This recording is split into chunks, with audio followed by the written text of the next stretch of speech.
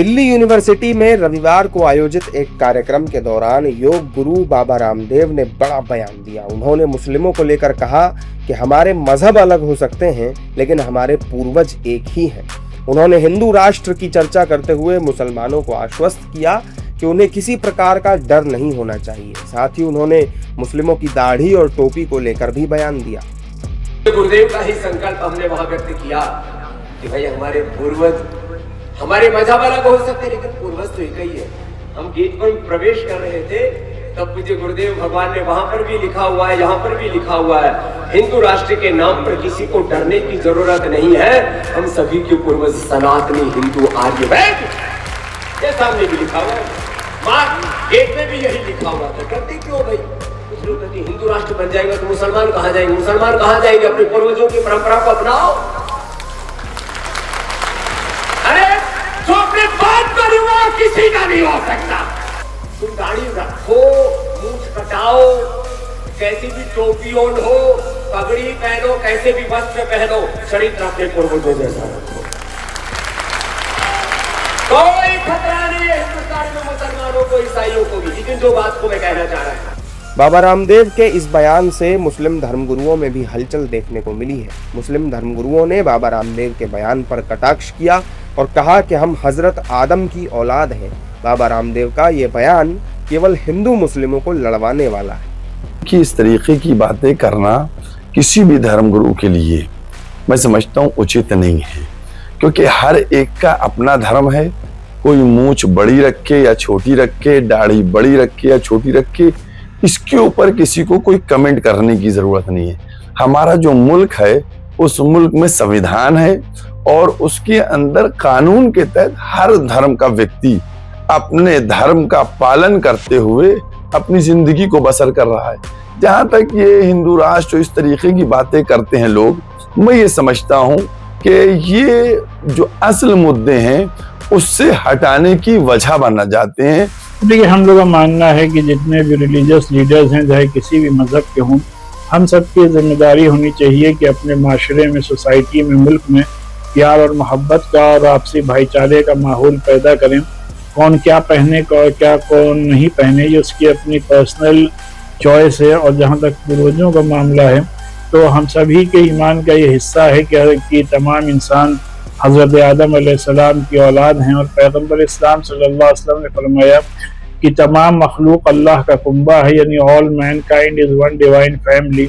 और जहाँ तक ये हिंदू राष्ट्र का सवाल है तो सब जानते हैं कि हमारा मुल्क एक सेकुलर मुल्क है। मुल्क का कॉन्स्टिट्यूशन एक सेकुलर कॉन्स्टिट्यूशन है। जिस तरीके से बाबा रामदेव बात कर रहे हैं, मेरे ख्याल से इस तरीके की बात बाबा रामदेव को सोच समझ के करना चाहिए।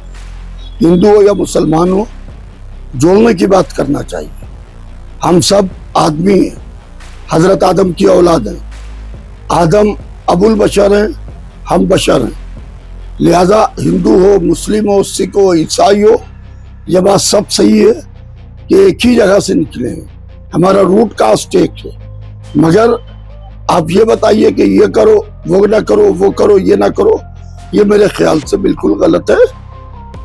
रामदेव के बयान ने एक बार फिर सियासी गलियारों में हलचल तेज कर दी है। विपक्ष ने उनके बयान पर तीखा हमला किया। विपक्षी दलों के नेताओं ने बाबा रामदेव और बीजेपी पर हिंदू मुस्लिम की सियासत करने का आरोप लगाया है। ये क्या बाबा, सुनो बाबा, मुसलमान डरता किसी के बाप से भी नहीं है।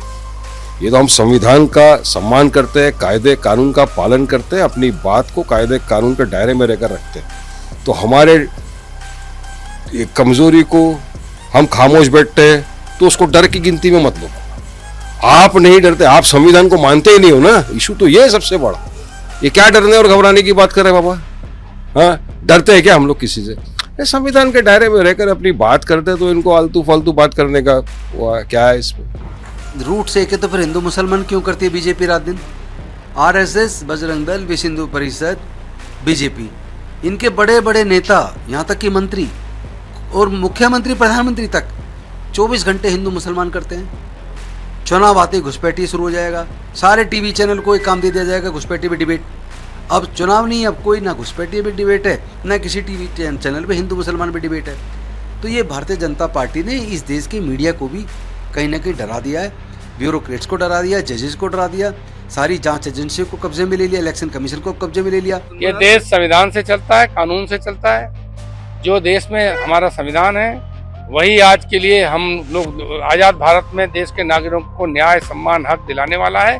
उसी के हिसाब से देश चलता है और चलेगा। ये जरा बीजेपी के लोगों को बताओ ना, जिनके साथ आप क्या आजकल रहते हो, ऐसा है ऋषि मुनि का यहाँ अपमान किसने किया है? श्री रामचंद्र का अपमान कोई मुसलमान ने किया है?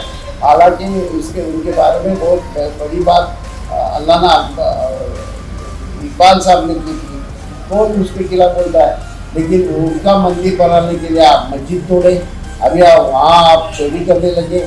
ये सारी जो बातें हैं उसके बारे में उनका कहना क्या है?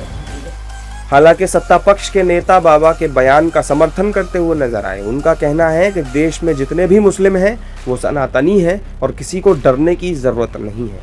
अच्छी बात कही है बाबा रामदेव ने। अब बहुत यथार्थ एक सच्चाई उन्होंने बोली है। अब ये किसी को बुरा लगे तो लगे, लेकिन एक मुसलमान का बच्चा भी ये समझता है कि उसके पूर्वज कौन थे। भारत में, पाकिस्तान में जो मुस्लिम हैं वो उनके पूर्वज, उनके पुरखे कोई ना कोई सनातनी, कोई हिंदू ही थे। उलेमा कर सकते हैं विरोध, लेकिन क्या सच्चाई से कोई इनकार कर सकता है? उन्होंने क्या कहा कि आप वस्त्र बदल सकते हैं, धर्म बदल सकते हैं, लेकिन क्या इससे कोई इनकार कर सकता है कि हम सबका डीएनए एक ही है, हम सबका डीएनए सनातनी है?